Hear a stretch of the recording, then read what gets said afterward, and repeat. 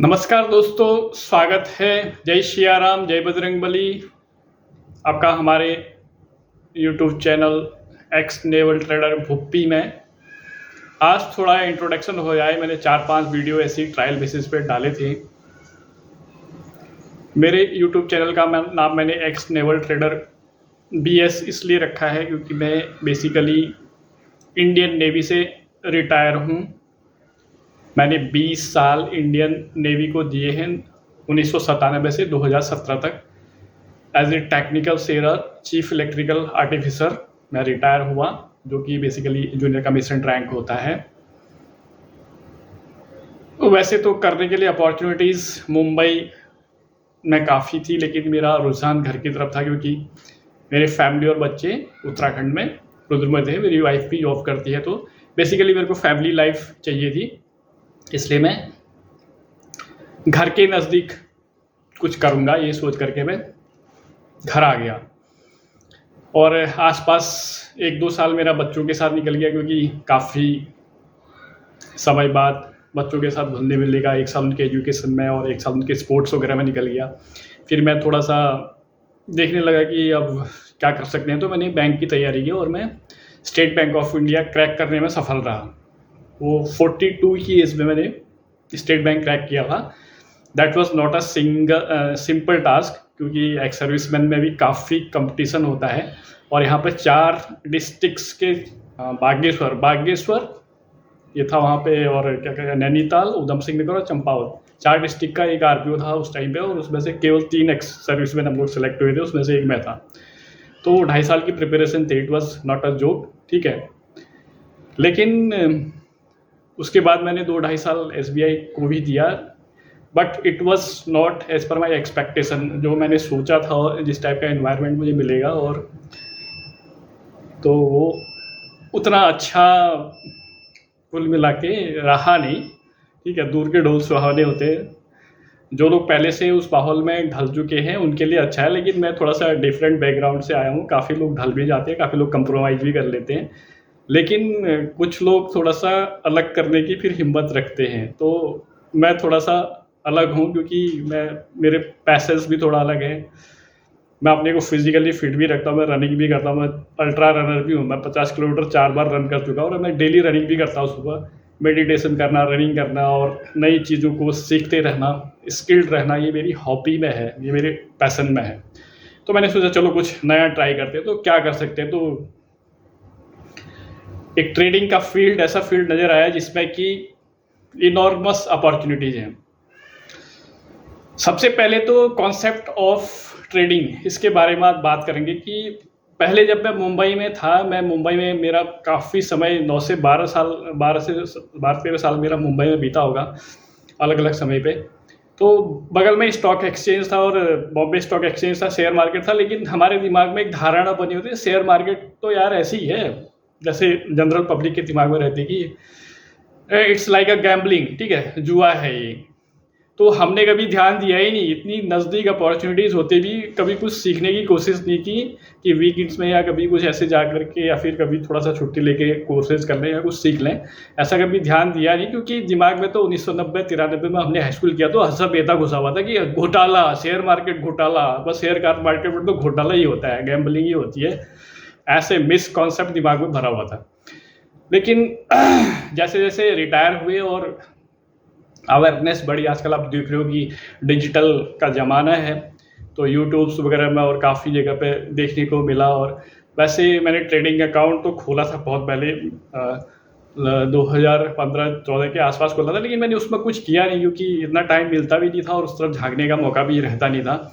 Retirement के बाद ही मुझे थोड़ा सा मौका मिला कि हाँ उस तरह मैं देख सकूँ। मैंने थोड़ा बहुत रिटायरमेंट के बाद स्टॉक्स ट्रेडिंग में भी हाथ आजमाया, लेकिन उस टाइम पे मुझे प्रॉपर गाइडेंस कुछ थी नहीं। तो ट्रेडिंग बेसिकली जो एक धारणा बनी हुई कि गैम्बलिंग है, वो नहीं है। Trading is basically a pure science. जैसे और चीज़ में हम मेहनत करते हैं, जैसे एक डॉक्टर बनने के लिए 5 साल MBBS की पढ़ाई करते हैं, जैसे इंजीनियर बनने के लिए भी कितने साल पढ़ाई करनी पड़ती है, उसके बाद वो नॉलेज थ्योरेटिकल नॉलेज होता है, उसके बाद जाके उसको फील्ड में अप्लाई करना पड़ता है, प्रैक्टिस करना पड़ता है, इंजीनियर को भी डॉक्टर को भी।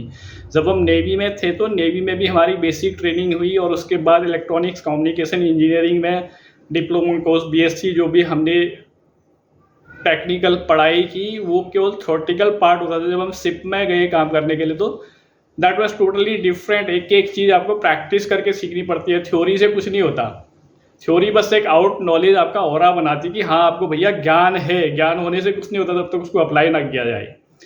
तो ट्रेडिंग भी ऐसा ही है। ट्रेडिंग सबसे पहले तो ये कॉन्सेप्ट बिल्कुल मिथ है, मिथ्या धारणा है कि ट्रेडिंग एक गैम्बलिंग है। ट्रेडिंग एक प्योर साइंस है। इसमें सबसे पहले आदमी टेक्निकल सीखता है, मार्केट की नॉलेज लेता है, फंडामेंटल सीखता है। वो करने के लिए उस सबकी अलग अलग कैपेसिटी है।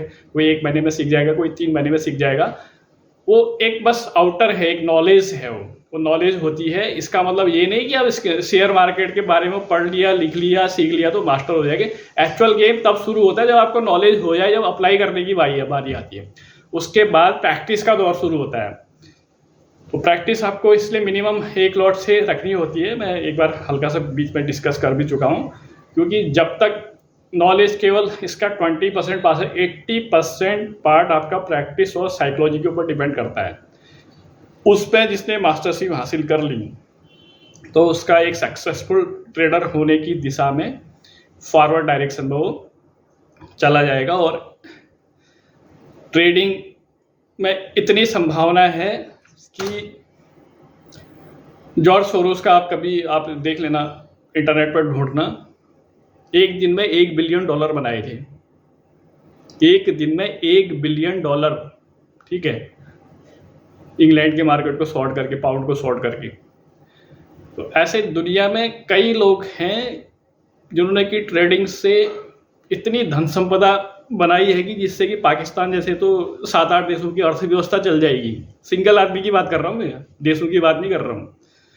तो ट्रेडिंग में इतना पोटेंशियल है। लेकिन अब इंडिया में भी देख लो, राकेश झुनझुनवाला, राधाकृष्ण दमानी, विजय केडिया।